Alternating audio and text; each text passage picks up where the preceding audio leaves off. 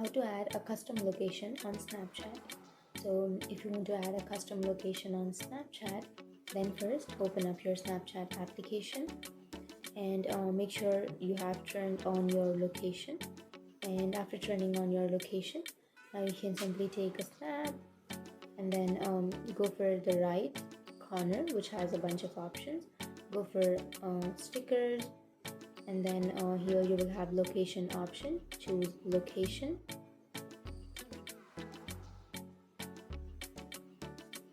and now here you can go for suggest a place, and then you need to enter the name and then address, and then you have to add a category, and then you have to add the attributes, your hours, your website, your phone number. So after adding all of this, you can also add a photo. So that's how you add a custom location.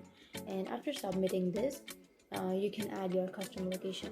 But if you want a simple way, then go back, and then what you can do is go for text, which is on the upper right, and now just choose an emoji which has this pen icon, and then write something or give a name to your location.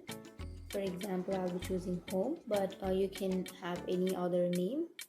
And after that, you can just edit that text, and now you can simply adjust it